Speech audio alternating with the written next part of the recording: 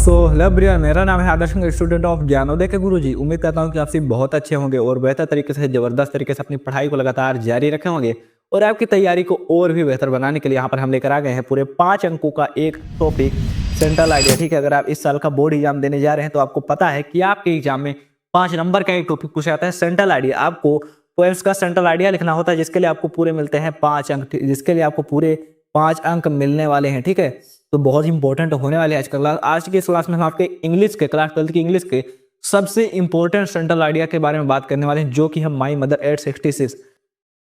866 आपके क्लास का सबसे इंपॉर्टेंट सेंट्रल आइडिया। और उसके साथ ही आपको बाकी के 2 कौन से सबसे इंपॉर्टेंट सेंट्रल आइडिया हैं जिनको अगर हम तैयार कर लें तो पूरे अंक मिल जाए, वो ही बताने वाले हैं। शुरुआत करते हैं और सबसे पहले हम इसकी आपको शॉर्ट समरी बता देते हैं कि माई मदर 866 जो पोएम है ये हमारी इंडियन ऑथर कमला दास ने लिखा है। ठीक है, इसमें वो बताती है कि जब वो फ्राइडे को अपने मम्मी के साथ, अपनी मम्मा के साथ कोचिंग को जा रही होती हैं कार से, तो देखती हैं कि मम्मा जो है कार में बगल में बैठी होती हैं और फिर उनके एज्ड और मुरझाए हुए चेहरे को देखकर फिर वो दुखी हो जाती हैं, क्योंकि उन्हें लगता है कि वो मरने वाली, बहुत ही जल्द मर जाएंगे। तो ऐसा सोचकर वो दुखी हो जाती हैं। दुख को कम करने के लिए, उस विचार को दूर करने के लिए वह बाहर की ओर देखती हैं।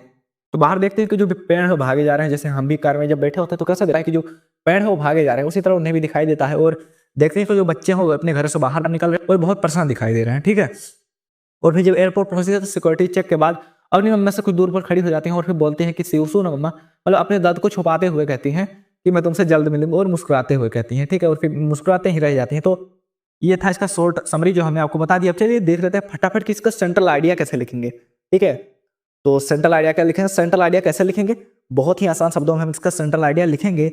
सबसे पहले चलिए बता देते हैं कि कौन से ऐसे सेंट्रल आइडिया जिनको हम तैयार कर लें तो हमें कोई और तैयार करने की जरूरत नहीं होगी। सबसे पहले है माई मदर 866 जो कि इस क्लास में हम बताने ही वाले हैं। दूसरा है कीपिंग क्यूट और तीसरा है ये थिंग ऑफ ब्यूटी। हमने तीनों को एक ही क्लास में कवर कर रखा, आप जाकर देख सकते हैं, लेकिन फिलहाल इस क्लास में हम यही करवा रहे हैं माई मदर 866, जो कि बहुत ही इंपॉर्टेंट है और आने ही वाला है। इस साल भी आने ही वाला, हर साल आता है और इस साल यह हर एक सेट में आने वाला है, इसलिए हम दोबारा इसे फिर से करवा रहे हैं। ठीक है, इसीलिए दोबारा हम इसे सिर्फ एक क्लास में दोबारा स्पेशली करवा रहे हैं, क्योंकि इस बार भी आने ही वाला है और हर साल आता है। ठीक है, तो चलिए फिर देख लेते हैं फटाफट इसका सेंट्रल आइडिया हम कैसे लिखेंगे।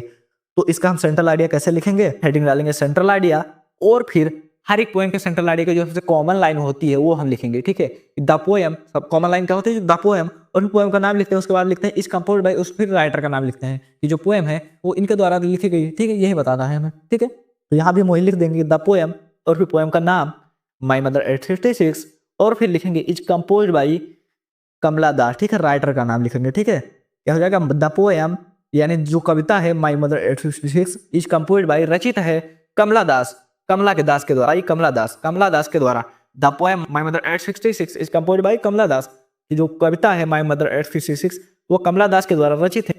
फिर लिखेंगे द पोएम एक्सप्रेस, की जो कविता है वो एक्सप्रेस करता है, वर्णित करता है the feeling of a daughter, एक पुत्री की, एक बेटे की फीलिंग को और उसके दर्द को। ठीक है, व्हेन शी वाज, और उसके दर्द को, when she was leaving her mother, जब वो अपनी माँ से दूर हो रही होती है, अपनी माँ से बिछड़ रही होती है, उस समय उसकी फीलिंग क्या होती है, उसका दर्द क्या होता है, उसको बयां करता है, उसको वर्णित करता है यह पोएम। ठीक है, और फिर लिखेंगे द पोएटिज फील्स फेयर, कि जो हमारी कवयित्री हैं कमला दास वो डर का अनुभव करती हैं, ऑफ लॉसिंग हर मदर, अपनी मम्मा के खोने से डर का अनुभव करती हैं, अपनी मम्मा के खोने का डर।